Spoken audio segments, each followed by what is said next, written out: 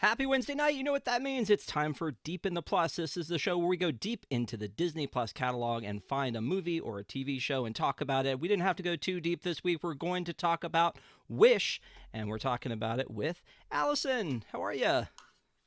Good, Rob. How are you? I'm great. Thank you so much for doing this. This is so funny because, again, I feel like we always talk about this that usually you and I pick out a movie, and then, like, weeks before it's about to be something we do, it's not on Disney Plus. For this one, we had a little bit of a gamble. We were like, we're going to do Wish.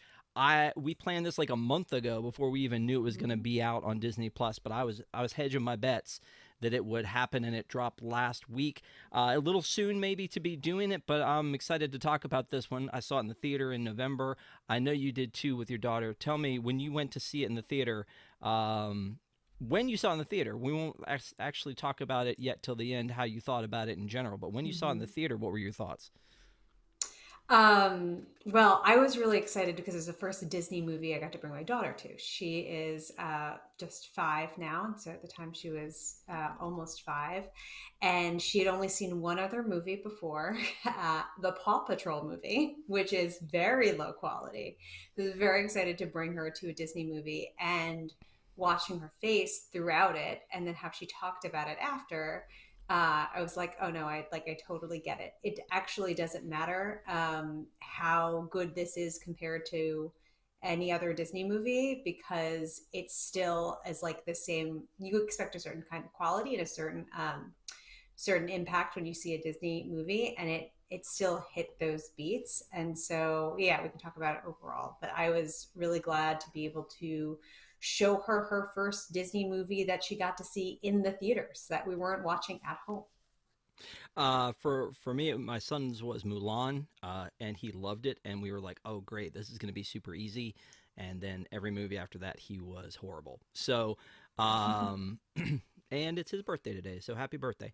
But but I will say that with this movie, this was the 60-second full-length animated feature. When they announced it at D23 Expo in 2019, I was excited about it. But the way they originally rolled it out, they said this is going to be our like 100 years movie. Because Disney celebrated its 100 years of wonder, and so I was like, okay, that's going to be very cool. We're going to be able to celebrate all of these other Disney movies. Um, but the way they made it out to be, it was like there's a place where when you wish upon a star, that's where it is. And in my head, I was thinking, okay, so we're gonna like go down to like Pinocchio, and we're going to see how the connection happens from Pinocchio to this place where you wish upon a star. And that's not what this is. This is this magical place called Rosas, where this King Magnifico oversees everyone's wishes, and he grants the ones that he wants to come true. And so I don't know. I mean, wouldn't you have rather seen a movie like that, or would that have been too cheesy? Yeah, and I thought that's what this was. Like I read the D23 magazine ahead of time and it was like kind of like misleading. I kept waiting for the part where I'd see the thread to Pinocchio. And I think like the way there are some not obviously everything they do is sort of like a weird Easter egg to like a bunch of other movies just thrown in. But there is some like care in like the time and place, right? Like this is taking place much earlier than any of the others, and you can tell that the clothes that they're wearing are a little bit more like early medieval before any of the other Disney movies take place. So that's kind of clever. But I mean, my biggest issue is like how complicated this plot is to explain. Like, what is this movie about? And then my daughter talks for like 3 minutes, very accurately, actually, about the plot, which is very impressive for a 5 year old with something this complicated. But it shouldn't be this hard to explain what this movie is about. You know what?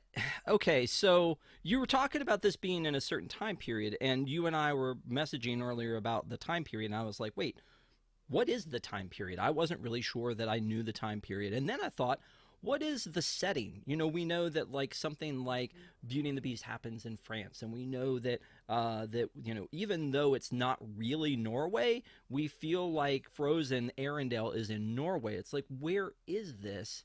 And I feel like there's a lot of Hispanic feel to the music and to some of the words, like when she calls him like mi rey, which is my king. And Mm. so there's a lot of it where it feels like it's a Hispanic culture, but I'm not. I mean, does it feel that way to you? Where is this? Where do No, we I put the just feel. where do we put the pavilion at Epcot? That's all I'm asking. I just think that Welcome to Rosas is like the less good family madrigal, and that's why it feels a little bit that way. I think it's like supposed to be like vaguely like Mediterranean, but also like not actually place it anywhere. And I think the reason is like, oh, if this is actually like the origin story of everything everything Disney ever puts out, you can't put it in Norway or France. It's got to be something from which all of those things can flow from. And so they like made up this like pretend kingdom, which actually is the only thing that works with this convoluted plot that they have going on. Wow, you're actually going down a road I wasn't sure you were going down with this one, but that's okay. That's all right. We'll get there. And you know what? Honestly, there are probably a lot of people who haven't seen this one yet, and so there will be spoilers if you guys didn't think that was going to be happening. Again, this was to bring together the 100 years, and we did a review. Desi and I of Once Upon a Studio, which was a short that they dropped at Destination D23. It was at a bunch of other places. They put it on, they put it on Wonderful World of Disney, and they put it on Disney Plus. I think that paid more homage to the 100 years of animation than anything that I'm seeing in this movie. Do you agree? Yeah, I mean, it did, and it was what, how many, 19 minutes? Like what? It What was was like it? it Yeah. was like 11 minutes. It wasn't even that 11 long. Yeah, minutes, even shorter. Yeah. yeah. I mean, they really tried with this. Like, but you're right. It didn't really, I mean, in the way that they had like nods and Easter eggs, it didn't feel like everything that happened in that movie, in that like short, was like, oh, this is really true to the characters, and every line that they had them deliver, and it was funny and clever and integrated really well. And here it was just like, oh, this one of these seven friends, none of which I can really tell apart, sneezed. Like, oh, all right, Yeah. got it. So we're not going to talk about all the Easter eggs, and I know Neko's in the chat, and she's got It's her little list, and she's impossible. going to be going through with every single one that we're going to be missing. So bless you for that one. But the first time that I saw this movie, I watched it as a movie. I do have some problems with it, which I'll talk about near the end. But in general, I liked this movie. I went with the fam. We came home, and my wife's comment was, I was so distracted by all the Easter eggs, and and again, I don't even want to call them Easter eggs because they're a little more heavy-handed sometimes than Easter eggs. But you use the word nods, so we'll say these nods to other movies. And I was like, okay, I usually pay attention to that kind of stuff, and I did. And there were some that were standouts, and they were again very heavy-handed. But I wasn't looking for those teeny tiny details that were in it the very first time I watched it. And and then going back and rewatching it again, yeah, I do see that there's a lot of nods to it, and it's almost to the point where it's a novelty and maybe takes away from the story. Is that kind of what you're feeling, because you said it's convoluted? So yes and no. I think that the plot is convoluted because you can't explain it in a sentence. If we're like, okay, what is the plot of The Little Mermaid? It's like, oh, here's a mermaid who wants to be human. Like you can expound upon that, but you can like sort of get like the gist of it across in like a sentence, maybe two or three. This is like in order to explain. So, and the king is not really bad, but like he turns kind of bad, and everyone there has like entrusted him with their wish, which they immediately forget, which doesn't make any sense. And they've never told anybody else about their wish before they give it to him, and they've all sort of agreed that this is the way things go, and nobody has figured this out, that like not everyone's going to get their wish granted, even though it appears that thousands of people live here, and he's only granting them at a pace of one per month. And I haven't even really even talked about Asha yet. So like it's really complicated. Yeah. But the I think that you can watch this without paying any attention to the Easter eggs, and like not even like I don't the plot is still convoluted. Like I don't think the Easter eggs are the thing that hinders this. I think it's the conceit of this movie. So when it opens up, it opens up on the storybook, which is a trope that Disney uses a lot. Is the storybook, and so I went and looked it up, and I was like, oh well, it couldn't have been couldn't have been too many times that they used this, right? And it was like, okay, well, wait a minute. There's Sword in the Stone, there's Jungle Book, there's Robin Hood, Belle's Magical World, Winnie the Pooh, Muppets Wizard of Oz. Now we're getting a little off track there. Enchanted, Christmas Carol. But so they open up with the book for Wish, which is weird to me because there wasn't a book. Like, I get when you open up on the book for Snow White and the Seven Dwarfs because you're like, Disney presents their version of Snow White and the Seven Dwarfs. Disney presents their version of Sleeping Beauty. Maybe this was Walt's book. Maybe we're opening up Walt's book and jumping into his version of Sleeping Beauty. But Wish is something, it's a fairy tale they made up. And so it feels weird that it starts with a book. Yeah, but we also liked that they did it in Enchanted. Like we talked about it when we did Enchanted together, because Yeah. Enchanted was trying to give you certain feelings, and there's also lots of nods in that. And I just think like the difference is Enchanted is really good. Like really You're like, outstanding. so we have to So be okay with it here if we were okay with right. it in Enchanted. We Gotcha. we Fair were enough. willing to go with it with Enchanted and appreciated it. And I think like now we're like scrutinizing it a little bit more because the rest of the film didn't hit in the same way that Enchanted did. And maybe if Enchanted wasn't as good as it was, we would be like, oh, this is a little bit lame that it started, or you're trying too hard. Okay. But the rest of it worked. We did. Both of us appreciated it. I think if True. we go back to that episode and we watch it, like both of us commented that Fair. we liked that it started with a book, and that was not Okay. a book. Okay, fair. Like retracted. You lawyered me. So let me go back to then your point about the story and how hard it is to explain. Is that when it opens up with this book, is that it's Asha narrating what the deal is with the king and how he came to be the king, and he wanted to make wishes come true, and so he became a sorcerer, and he found ways to bring people's wishes true, and then he went to like started this island, and people came from all over to to have their wishes granted and be part of this community. So they're all, by the way, they're all coming voluntarily. This is not some dystopian thing necessarily, because like everyone voluntarily came here. This is not Hunger Games. So when they all come out and and they start this community, then that's what she's explaining in the book as to how that started. So we've explained how that started, but then to your point, there's that song that they sing that's the Welcome to Rosas song, which is, like you said, sort of a knockoff of Encanto. And I saw somebody in the chat saying, well, but it's not as good as that one, when Mirabelle is singing to the kids in the town and telling them all about all of her brothers and sisters and cousins and everybody, and where their role is and what their powers are, so that we learn that rather not through context and not through exposition, but we learn it through song. And so there's kind of also a song where she's also, explaining more about Rosas and what it is, and how it came to be, and how the rules work about your wish and all that. So to your point, they really have to explain a lot to be able to have to do both tropes, the book and the song. Yeah, yeah. And okay, we've said a lot of like sort of negative things, and I also said that this was like the less good version of Family Madrigal, but this song is like, it's still kind of catchy. Actually, we should talk about the music later, but like it's still like kind of fun to listen to, and like my kid asks for it all the time.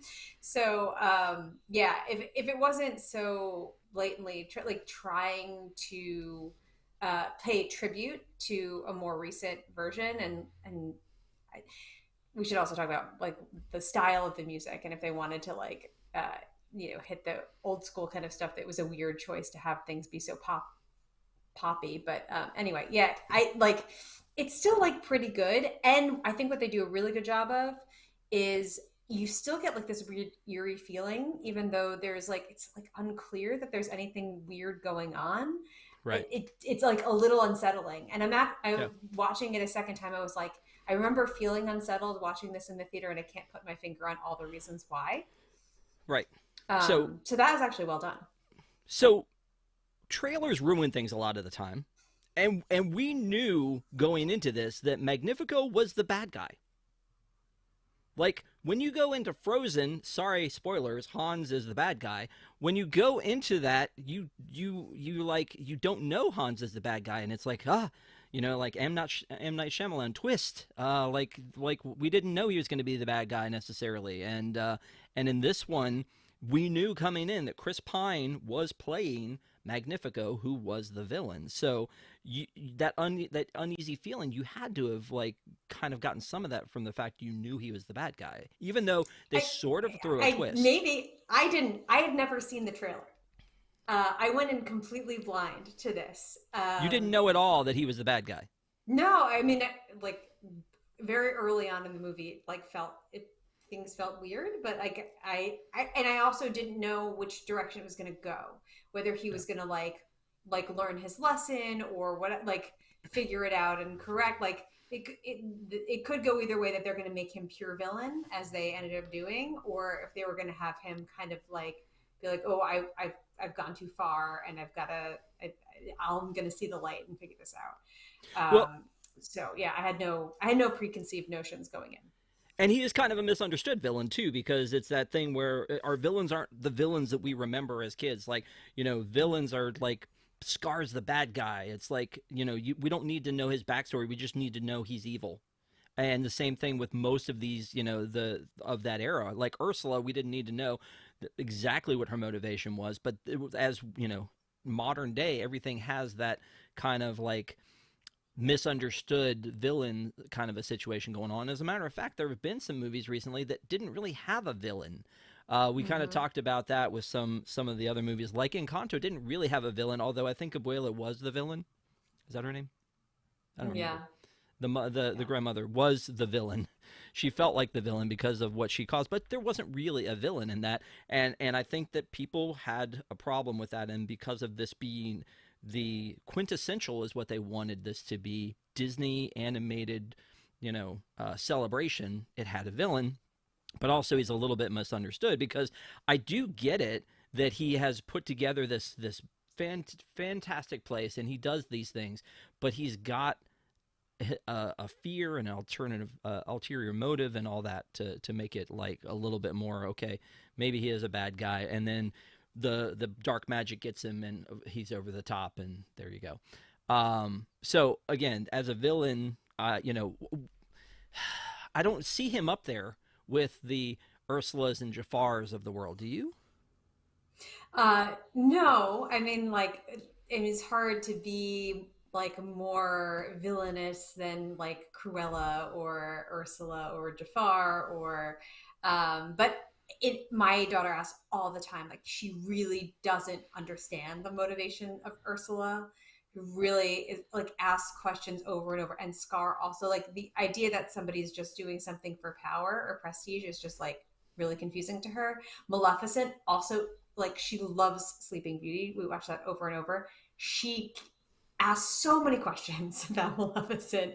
And so I actually like some of the more modern things where it's a little more like the villains are a little bit more complicated, their motivations are a little more complicated. Although that can also be hard to explain. The Shadow Man, like Dr. Facilier, is also Oh, hard to like describe exactly what's going on there for her. So, but as won't like a you former please criminal shake a defense poor attorney, sinner's hand? I like to have like some like complicated thing where you can sort of understand why this person is taking these actions, and because it's just more interesting that way. Yep. Um, so no, he's not up there. But what I do really like about this villain is that Chris Pine is having a blast playing this role, and I mean his song is great, and he's very funny and very vain, and I'm like laughing out loud at some of the gags. Why? So yeah, he may Why? not be at the same level, but it's still Why I'm still isn't enjoying why isn't Chris Pine the number one actor in Hollywood? He has an amazing it. voice. We talked about that in Into the Woods. He's a beautiful man. I'm not gonna lie. He's a beautiful Mm-hmm. man. He did a great job in Star Trek, I feel like. He And did. then in Horrible Bosses, oh my God, he was great. I loved like him being a villain in that one. So he can play the villain. He's a great singer. I feel like he should be up there. And yeah, he played this part really well. I feel like. So I think he was a good choice for the villain that they created for this. I feel like he was a good choice. Whether he Hmm. had some hand in making it that, I don't know. And we will talk about the music because he has two big kind of solos, and all the music written by Julia Michaels and is amazing. But I want to backtrack again before we finally jump into like kind of the main story here is that this movie didn't do so great at the box office. It got panned pretty hard, as a matter of fact, Yeah. and then it drops on Disney Plus, and Wish hit 13.2 million views in 5 days. So is it just the new model that you think that, and again, as a parent, you tell me because you took your kid to this movie, but is it kind of just the new model that you just wait for it to stream? What I watched was Disney spend a whole lot of money promoting this before it hit the theaters. And then like 48 hours later, just pull all of their like marketing and just stop and be like, we're not going to waste any more money on that because it didn't hit what we expected to hit this weekend. And we've seen a couple of times with animated films or films in general where the first weekend is everyone's like, oh, it's a flop, and then it picks up steam like 3 4 weeks Elemental. later, and suddenly Elemental it's was that. doing well. Exactly. And I actually think that like among the other parents like that I spent time with who like also brought their kid, they were all like, oh, everyone said this was terrible. Like this was enjoyable, this was good. And Yeah. like I think so much like rides on that first weekend, and when it doesn't do well, then the narrative becomes one thing, and then Disney goes into their weird like evasive maneuvers because they want to like avoid sending more good money after bad. Yeah. But there was something here, and I think that that's what we're seeing in Disney Plus is people like kids did like it in the theater. My daughter has an Asha doll. She has an Asha dress. We have an Asha like um, Tony box thing, and she wore an Asha bathing suit to swim class this evening. Like she's very into She's all this in. movie. Yeah, all in on this. And a lot of her friends also have Asha dolls and like talk about it. No, it's not Frozen. No, it's not like Moana, but it's still doing it like it's reasonably well liked by kids. And I think the parents were all like, yeah, this was not as bad as everyone said it was. Right, And exactly. but like yeah. And then Marvel had the Marvels drop, and it was the same thing. It didn't really do well at the box office. People panned it, and then it came out on Disney Plus and did huge. So again, I don't know if they've just set a bad precedent here. The precedent used to always be the movie comes out in theaters, we watch it, we love it. It then goes to the third run movie theaters, and we watch it for cheaper. And then it goes away for a little bit, and then it comes to DVD. Look it up, kids. And then it may come to like a Showtime, a HBO Max, something like that. But then with streaming, it became this thing of how quickly can we get our hands on it. But because it's Disney's product, I would feel like they would want to hold off a bit. And for this one, they kind of did. This is the longest it's sort of taken for an animated feature of theirs, I think, since the pandemic era to come to home video. And so they must have seen that there was a possibility to do some digital sales for this, to keep in the theaters maybe a little bit longer, etc. So yeah, it's just weird because again, it's like everyone was waiting for this to drop, and it did last week, and it just went gangbusters in the first 5 days. So let's move on to talk a little bit about the Wish. So there are these rules about the Wish, and you have to be 18 years old to do the Wish. But these people who come from foreign lands that are already 18, then go ahead and do it now. And the way you do it, and the rules that exist, are that you have a wish, and you concentrate on it real hard, and then King Magnifico will take it from you, and then you forget it immediately. But there's this weight that's apparently lifted off of you. And then he holds it in like this orb, which kind of looks like the orb from the Star Wars holiday that I'm forgetting. That Des will probably kill me for forgetting, but Life Day. So it's like the orb from Life Day, and so he has all of these orbs, and he keeps them safe. And then he will randomly, I think you said like once a month, he will give out to one person a wish. And so on the surface, it's like, ah, oh, this is a good idea. This is nice.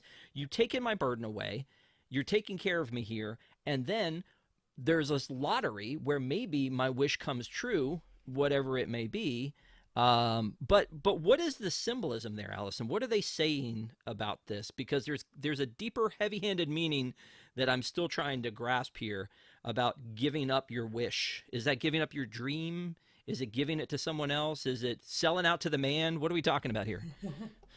I mean, I think it's just like these people are living passionless lives and like kind of meaningless. And like you look like the light kind of goes out of their eyes and they're like a little and it reminds me actually of the people in Wall-E when you get on the spaceship where they're like, okay, our whole lives are like, we're gonna drink this soda and we're gonna like watch this thing and whatever, but they don't have any like things that they're hobbies and things that they're like really excited about.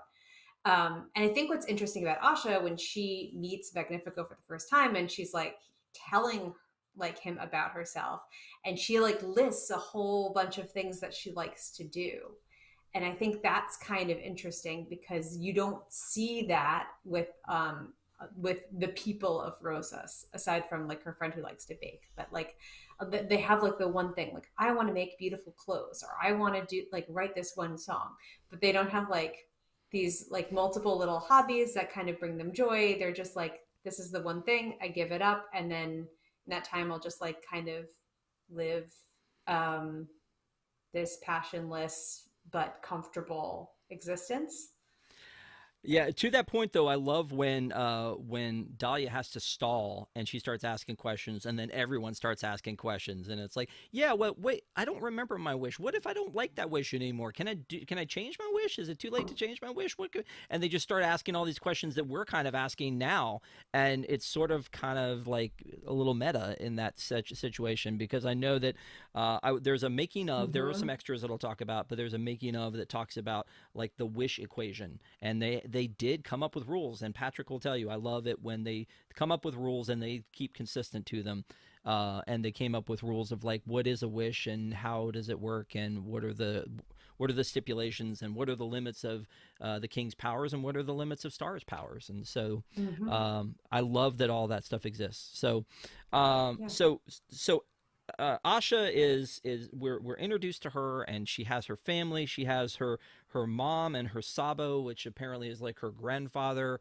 And again, this is weird because Sabo is like Arabic for old man, and like okay, so now I thought we're it just was all over the place. Saba, Saba, Saba, which is actually like, yeah, which is actually like also Hebrew for grandma. So yeah. Yeah. So either way, that like the Arabic is for old man, and I was like, or wise, and so I just thought, Mhm. okay, so interesting. So when we're introduced to that, it's his 100th birthday, which good for him. And once they have the conversation, it's like we hope that today on the wish granting day that you're the guy that gets it because you're 100 and you deserve it and you've been waiting so long.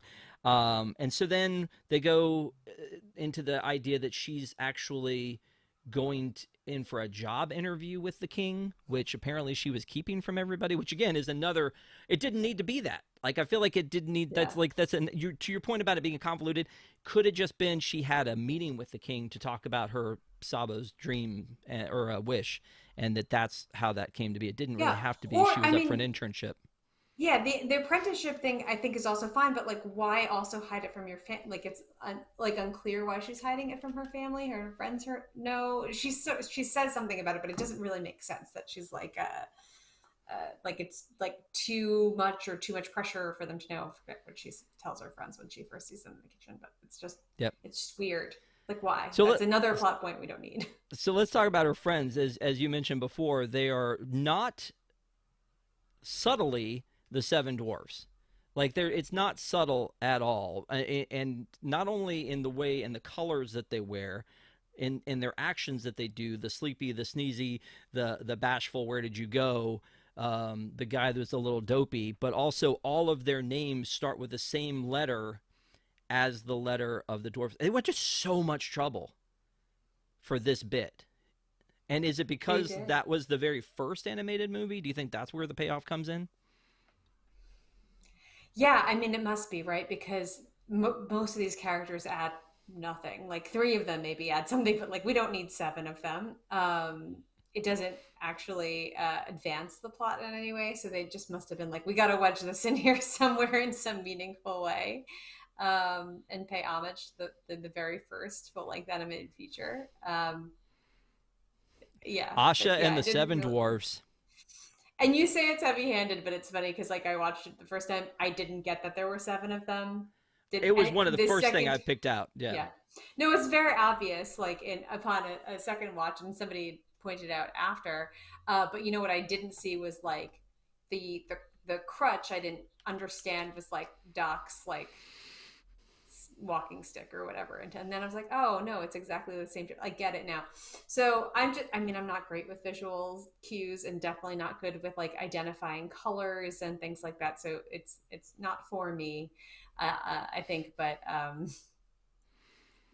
you're right, there's a lot. I guess they put so many so many nods to it so that people like me would get it, and then I still didn't fully get it.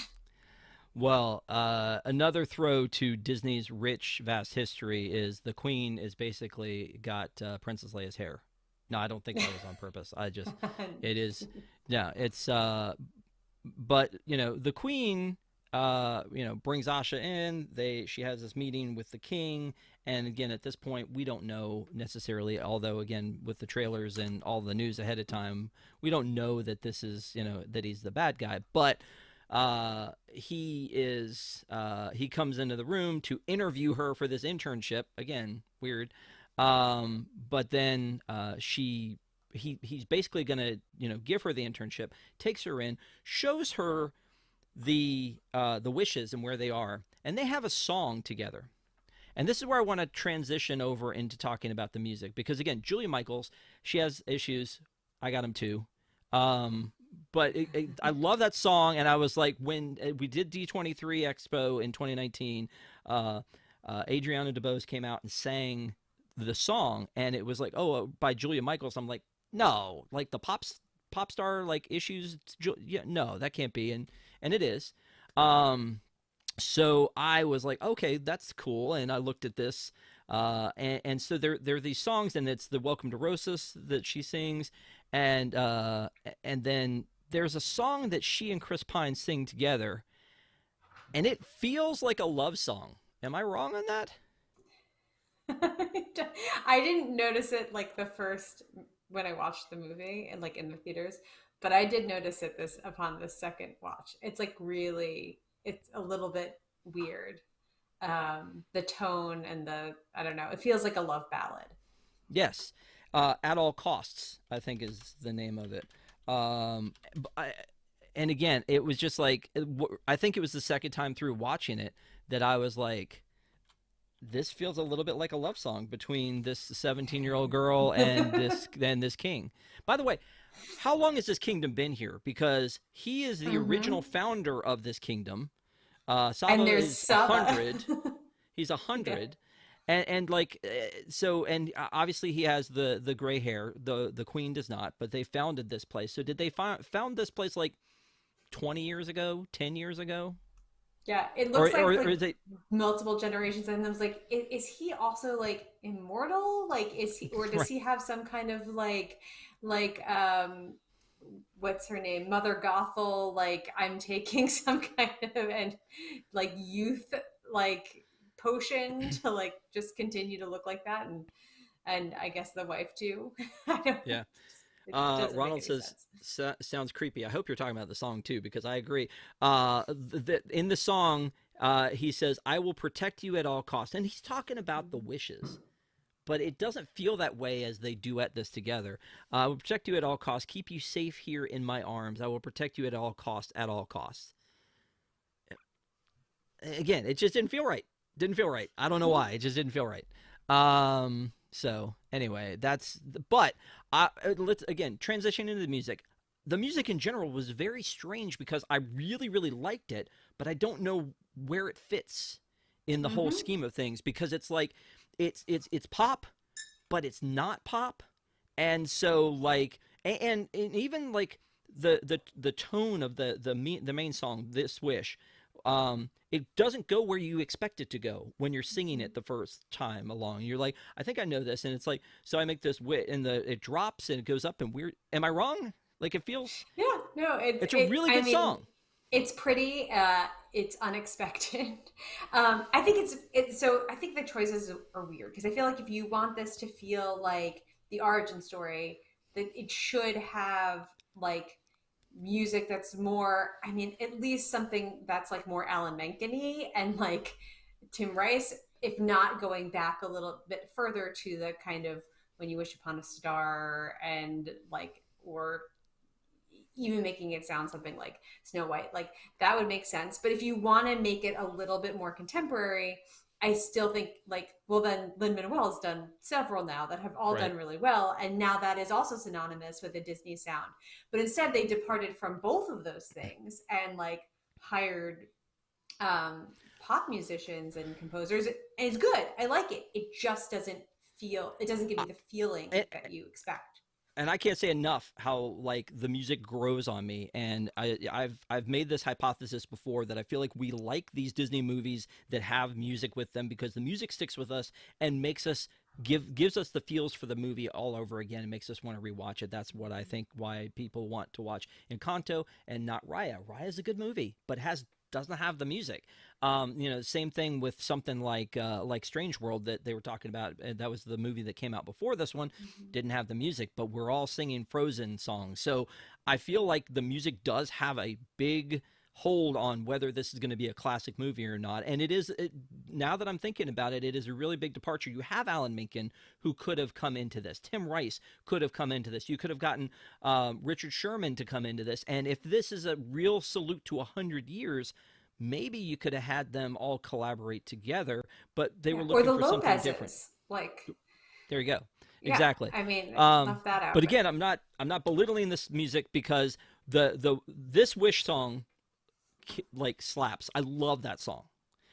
Then in the original watching, the other one that really hit me was Knowing What I Know Now. I was just like, yes, man, it's my that is a favorite. jam. I love that song. And yet I have problems with like what's happening around the song, but I love the song. Like I'm like banging on stuff as Ooh, I'm I want to listening know. to it. I I know. just I like want to know. That's like my favorite part of the movie. What problems? um how does the queen know that that's where they are? They're hidden. I don't know. They're And she making an awful lot of slams, noise. They're stomping. Like, I but was still, thinking that this she time. there Like, this is your then secret why didn't hideaway. right, then why Why didn't are the you king trying to know be where they were? quiet? She Yeah. finds them and then she Mhm. pauses and then she knows the song that they're singing and finishes it for them. Again, that's I you mean, have that's to all it's a musicals. That's musical. It's a fine. musical. You have to suspend disbelief. I get Right. that. But it was just like Right. she throws open the door and they're like, "Oh." And she goes, "Knowing what I know now." And it's just like, okay, all right, Yeah. great. But the first time I saw This Wish and Knowing What I Know Now were the songs that I was like, these are awesome. I'm a Star is a good song, but it bothers me too because it's like it's that one thing we all have. Well, that's not that one thing we all have, but it does forward the story along to what we see in the end. So, Baby I'm a Star from Prince will always be the I'm a Star song for me. But um so At All Costs is a pretty song. Got that creepy vibe. Welcome to Rosas, we said, was kind of like the poor man's Encanto opening. This Wish, great. This is the Thanks I Get. Great job by Chris Pine doing So that one. good. So good. So again, the music is really good. It just doesn't feel like it should be here somehow. Mhm. Or am I wrong? Yeah. I mean, if this was not supposed to be a tribute to every movie that had ever come before it, then I wouldn't even think about it. I would just like, oh, this is fresh and new and cool. But because it's supposed to like evoke feelings of nostalgia or whatever, I'm like, well, then why is this completely new? And I've never seen this before. But that said, we play the music all the time. I love basically all the songs. I'm a Star, my husband hates so much, and my daughter will ask for it on repeat, and it's really fun for me to be like, "Oh, sure, it's just hit the back button, and we'll listen to that one again." And I sort of get why it's like a little trite, but yeah, the others are great, and I love knowing what I know now is certainly my favorite from this movie. I love something with a really strong downbeat. My favorite from Moana is where we are, or like that no, the one after with the where they start with the drummings on the like, and they're talking about their uh like where they came from, and those it has like a sort of a similar like strong beat to me, and like I love both. They're not like the title songs or the things, but like those are the ones that really stick with me. So it reminded me a little bit of that, but yeah, in general, they don't really remind me of anything. So Yeah. so that's a problem when you're trying to do a tribute to everything, if it doesn't make you feel like these are Disney songs. Yeah. So yeah, I think the music's great. It grew on me the second time around. The first time, the Wish and Knowing What I Know Now were the ones that I walked away like wanting to hear again, was singing along with all of those things. So, kudos to the music. It just felt weird being in this where it was. Moving on to some of the other stuff from here. So again, there were lots of the nods we talked about. Some of them are a little more heavy-handed than others, as I mentioned. Like, when King Magnifico starts breaking wishes, and he does the one with, Fantasyland, Neverland, and then like, oh, a nanny with bad children, popping that one. Uh, it was a little bit in your face for that kind of stuff. And then you Yeah. see Peter Pan in there, and so again, kind of cool. You could actually enjoy this movie probably without those nods, but they went to so much trouble to do the nods that maybe that's why some of it was more complicated than it needed to be, because they're like, how do we, I mean, it's a big ask. I'm going to just go ahead and say that to take a movie and make it be a salute to 100 years of Disney, Mm-hmm. 61 other films. So yeah, it's definitely a thing. Let's talk about the animation for a second. They made a choice. They made a choice with this animation. I was hoping, again, when they talked about this, I was expecting, when Jennifer Lee was on stage at D23 Expo, I was expecting the announcement to be, and for the 100 years, we're going back to what brought us to the table, what brought us to the dance, hand drawn animation. Here we go. Nope. Mm-hmm. So what they did is a computerized version of what hand drawn animation might look like. So it's watercolors, but it's computer generated watercolors. So it gives a very unique vibe, and they talk a little bit again about this on the extras at the end, about how they had to make this happen, and then they created Asha, and then they made her walk through the matte painting from Pinocchio to see if it fit, and it kind of did.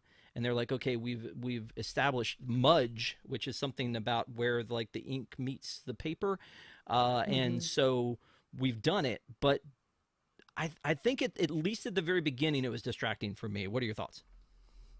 Yeah.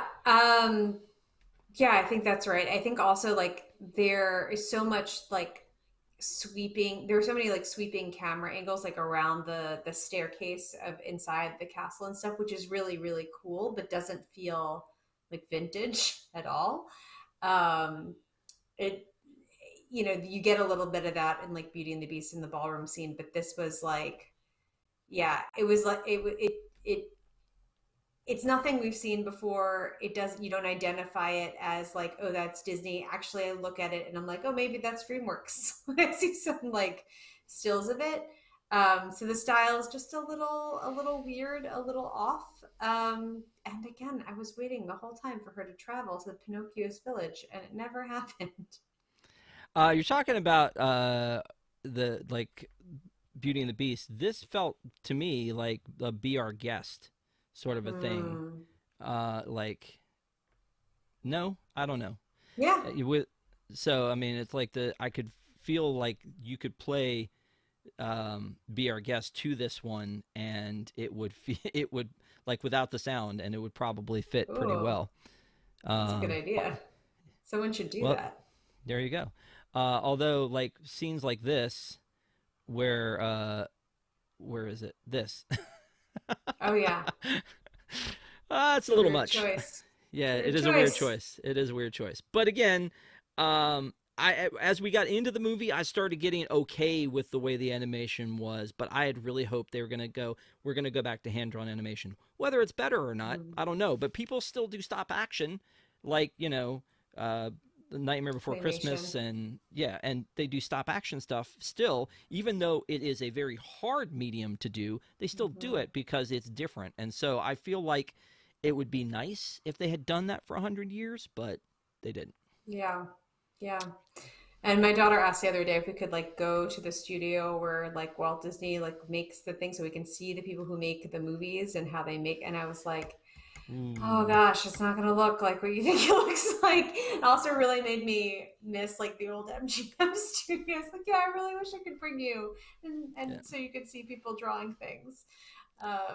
Yeah, and she asked how things were made, and I tried to describe the differences. It's like very sad. So let me throw this at you because as we're going into the story, Asha learns about the king, what his deal is, questions him, challenges him. He decides he's never going to grant her wish or those of her family. He grants somebody else's just to spite her. Tells her obviously you're not getting the job, and makes her leave. And so she's kind of made an enemy here of him. And then her mom and grandfather are like, well, what did you do? Why did you screw that up? Why did you question the status quo, right? And Mm-hmm. so then she goes out and she wishes upon a star, and Star appears. Star, there he is. Um, in Sipper form as God intended. And so he is, Star is introduced to us as like magical, but obviously again because of the wish rules, the wish equation. He, I keep saying he. I think it's you know, but it's one of those things where Star doesn't have powers to just grant any wish, and they kind of say that when Simon asks the question. Well, Star can't really grant your wish, but can help you pursue your wish. And so, the rules are established there. So Star comes out, creates this light, then King Magnifico. This is kind of the beginning of his arc of downfall into darkness. He's threatened by it. He's like, somebody just Mm-hmm. called me out. Somebody just challenged me here. So at this point, I'm feeling like, is it Asha's story or is it Magnifico's story? Well, he certainly steals the show in a lot of ways. Right? He's such a character. Yeah, I will say at least for my daughter, like this is Asha's movie, and like she like actually identifies with and likes Asha.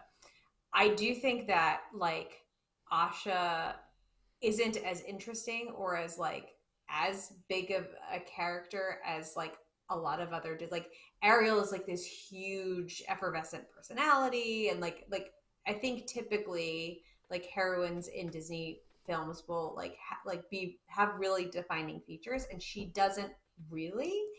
Um, she's a little generic, which is a shame, and I think that like kind of makes it her fall flat, especially because Magnifico is like kind of funny. Asha is not that funny generally, so throughout the film, so I think I kind of missed that in this movie. Okay. Again, I mean, I feel like it's his arc. Like Asha is always Asha, and I guess she has a little bit of a thing at the end, but for me, it's like his arc of kind of like Maleficent. Like Maleficent's movie is the rise and fall sort Mm-hmm. of a situation of how did she become who she was. This is in a lot of ways how he became who he is. So maybe it's both of theirs, which again goes back to what you said at the beginning. Way too complicated. Way There's too an many things arc going for on. her family, right? Like her family is the one that like goes through a transformation. But she from the start is like as soon as she finds out the truth, she's like this isn't right and I'm not going to play along with this, and then there's no she doesn't waver from that. She is who she is from the very beginning. Yeah. So they set her up as like she's the one who has been causing trouble, but he has realized that if he crushes a wish, it gives him more power because he's taken this turn, he's using this Mm-hmm. book, and he's going down this dark path, and he's just absorbing all of this power from wishes. And so they do this thing which is actually very like mean is they roll out these people who lost their wish in front of everyone and say that it was Asha who did it, and then then he comes out with this like green magic, and it's like, wait a minute, don't you think maybe the dude with the green magic is the guy who did all this? Um, so he's coming out and laughing at people and at their expense and all that. Mm-hmm. Um, but at this point in this, she's put on this cloak, which is way too telling here of where we're going with this. It's a Even little I too got on the that nose. one. It's a little too on the nose that she may be the fairy godmother coming up here. But yeah, again, kind of cool. Um, so she hatches a plan, and she's been outed by Simon, who they've all been making fun of Simon because he gave up his wish and now he's basically like he's rudderless. And so he decided to turn her in so he could get his wish, which was apparently to be the best guard the king ever had. And that wasn't enough for Magnifico. He had to put a sort of a green curse on him so that he would then follow his orders to a T. Then they meet up for the whole, knowing what I know now number, which brings the queen into it. And then they decide that they're going to let all the wishes free, and that Star is going to like give them back to people, I guess. I don't know why Star had to do that, but that's what's going to happen. So okay, I'm with you so far. This story is like there's a lot going on, but I'm okay. I'm with you. And then we get to the end of it where he Magnifico has captured everybody. He's faked everybody out. He's got all of these wishes held hostage, and Star, and traps them all. And through the power of song, everyone is freed. That's where I'm like, I wish there was a I wish. My wish is that there was a better resolution here. Do you disagree? Was it, I mean, again, it's a musical. I get it. So I actually like that part of the movie because it's not just song. It's people banding together against like a destructive ruler, right? Like she's like, you stand with me, and we're gonna be more powerful than his powers as long as we like stand up together to him. And like slowly people kind of are and so I found that part moving. It's sort of but I like that kind I like that kind of message. I like that kind of thing. So I don't think it didn't feel to me like they were trying to say it's the song. It's trying to say like, oh, we're just all going to band together, and if you don't have us, then you have no power. Which doesn't make sense because I know you said like we had some of the rules of what the magic was in this were explained with the star, but really the rules of the magic that he has are never really explained, and I never know what he can do and what he can't do, and what Star can do and what Star can't do. It's a little confusing. But I did find the music moving. It's exciting to me that they're all sort of like rising up together and pushing back. I'm thinking at this point of the Nemo musical at Animal Kingdom, the whole together we swim together. Yes, yeah. Yeah, like that Yeah, kind of thing. yeah. I just like a community being like, this is not what we want. We're gonna stand together and build the thing we want, and then they build like a utopia after without him. It's great. That again, that I wish there was I wish there was a better resolution than that. All of the wishes are returned to everybody. Star gets out, and then for some unknown reason, even though Star got out, the staff goes, "No, I'm bringing you in." Right, so the Yeah, staff that's really confusing. brings him in because Star's already out, the wishes are already out, but the Mhm. staff brings him in, and maybe that's the dark magic at work. I don't know, but it wasn't really hardly Yeah. explained. So I thought that And then was he's just an in interesting this twist. glass, just Yeah. complaining about it. Well, and again, obviously there are things. Again, like you said, this is way before,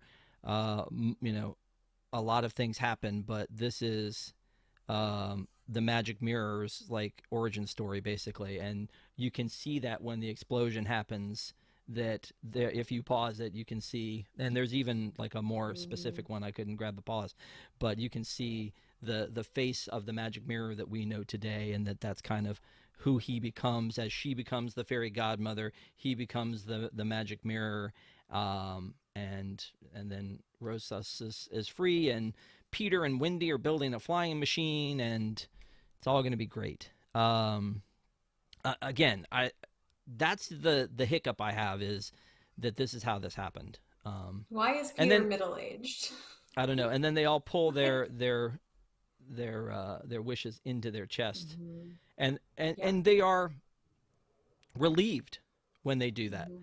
as opposed to they were apparently relieved when he removed the burden of the wish. They're now relieved when they put it back in. And I think it's interesting that they all just say, "It's my wish is beautiful," not like Mm. naming them off one at a time what their wishes were, but my wish is beautiful. Yeah, mine's beautiful too. Done. Hmm. So Yeah.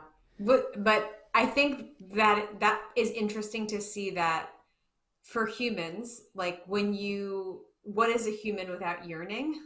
But yearning is also painful, right? And that's, I feel like that's what this is. This is, it's like I can't take this yearning because I'm so like I want this so badly.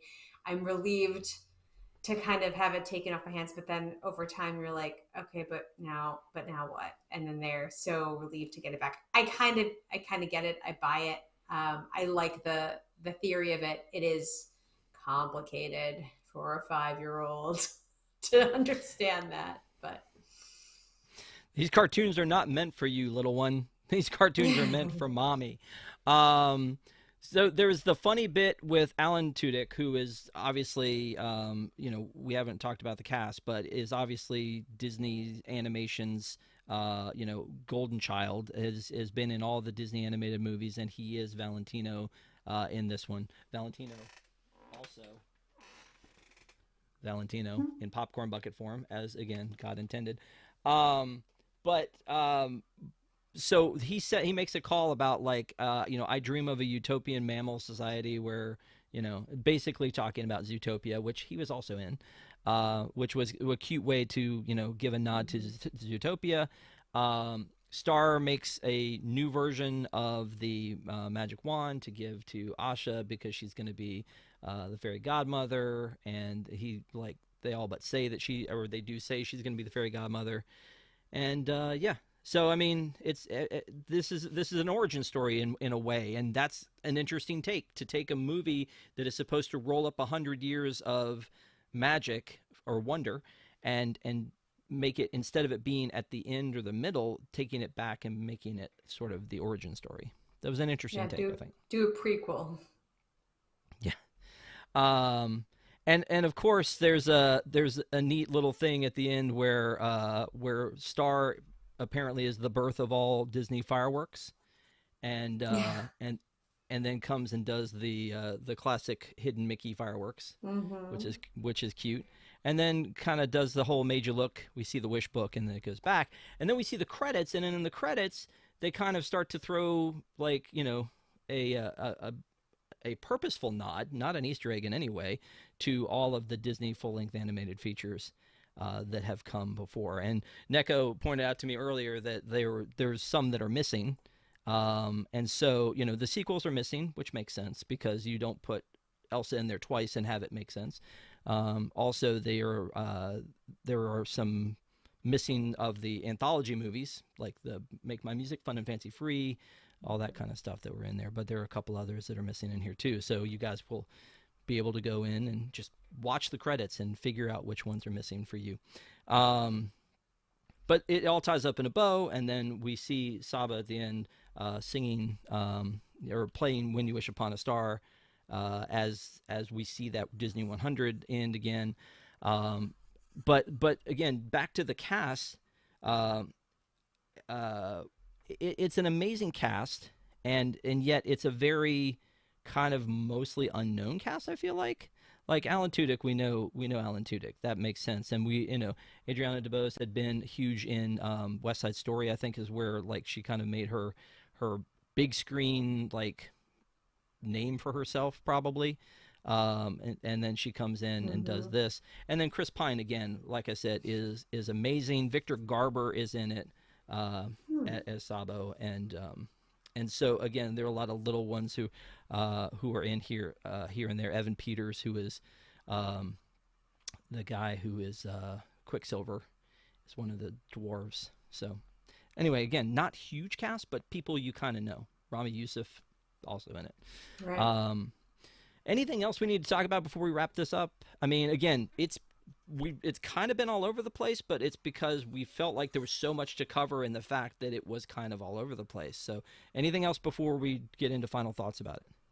I think we covered it. Okay. I want to say a special thank you to all our WIGS members who are watching with us. We love you guys, the WDWNT Interglobe Society. Thank you guys so much for being WIGS members. We appreciate you. If you have not, if you don't know about the program, you can go to patreon.com/. WDWNT to find out. Also coming up on Deep in the Plus, we did This Tonight, Wish. Last week we did Muppets Most Wanted. That was me and Patrick. Next week, Allison, you're coming back with the Cinderella crew to do the Brandy and Whitney Cinderella, and then the week after that we're getting Cat from Outer Space with my friend Maleko. Are you excited about that, the Rodgers and Oh, Hammerstein? so yeah, that's from my childhood and a big something I loved. So I'm excited to chat about it with the other Cinderella ladies Yes. from Yes, Peak. Shannon and Stephanie will also be with us on that one. We haven't done a panel probably since Cinderella on Deep in the Plus, so Hmm. I'm looking forward to that. And then also don't forget we had Park Center last Sunday, so Pete Carney was our special guest on Park Center last week. So come and watch Pete doing his OG thing. Next week we Hmm. will be back with another Park Center at 9 p.m. Eastern time, and then we'll be back with that Deep in the Plus next Wednesday night. So thank you guys for watching. Appreciate it. But now is the time, Allison.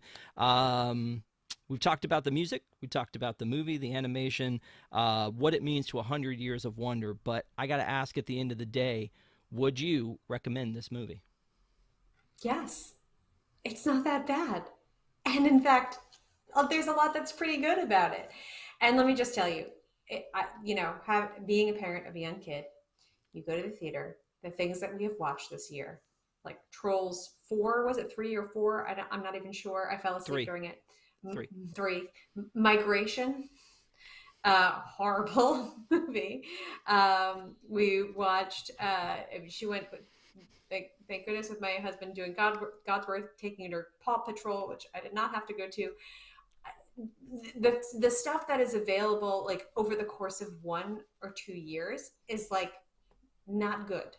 So to have something that is like, there's going to be like a base level quality, that's invaluable. And this was good. And my daughter connects with it. She loves Asha. She has all sorts of Asha stuff. I showed her videos of the Asha meet and greet. She can't wait to meet Asha in the parks. This is still like absolutely good enough to be in the Disney canon. Is it in There's still like, a bell curve in the Disney canon. It's a mediocre movie for Disney, but it's heads and shoulders above a lot of the other stuff that is available out there. Um, and it's still pretty good for adults, and the music slaps. So, like, yeah, watch it. It's great. It's worth it. It's worth the hour and 40 minutes. Oh, very cute. Yeah. Okay, so I will say I agree. I liked it, but I liked it coming out of the theater in November. I've been looking forward to it. I think it's a beautiful movie, even though I question the choice of going with this kind of animation rather than going back to the 2D animation that brought them to the dance. But at the same time, I like the music, but I don't know that the music fit specifically here. But I like the music, so I will, continue to try to learn the words and sing along to all the songs. And I have again the sipper and the popcorn bucket, so I'm pretty much set. But I would recommend this because it just hit Disney Plus. It feels like a big premiere since it finally has hit Disney Plus. So pull the family. Even if you saw this in November, go back, watch it again, and it has some rewatchability because of it being this movie that has all of these nods to the other movies. You'll go back through and you'll watch over and over again. They did a thing in the there's some special features which we love. We love when they do special features on Disney Plus. You have them, put them up. That's not that should be a thing that you're always doing. but there were some special features with this one. One of them was called Declassified, and they kind of talked about all of the, or some of the nods that were in here. One of them was all of the wishes that were up in the dome made, there were 1,923, like you were ever going to know that, to represent 1923, the year that the Disney company was That's started. So clever. yeah, exactly. So there were some things like that that are neat, that you find out with some of these extras. There's a gag reel. There's some explanation of the wish equation. Welcome to Rosas, things like that. So lots of stuff to dive into on Disney Plus with this one. But again, rewatchability, because for nothing else but because of all of the little nods that you'll find in there, and also maybe each time you watch it, you understand the plot just a little bit more, and maybe there was something that we were missing in that one. But I'm glad your daughter loves it. I'm glad she has all of the things. She's going to need one of these. Just putting that out there. No, thank you. No, thank you. Thank you so much for doing this. And again, thank you to everybody in the chat. I appreciate you guys so much for supporting WDWNT. But Deep in the Plus, Park Center, we love hanging out with you guys. And while Tom is in Japan, come join us every Wednesday night for live, Sunday night for live. We love having you with us, and we'll see you next time. Have a great week.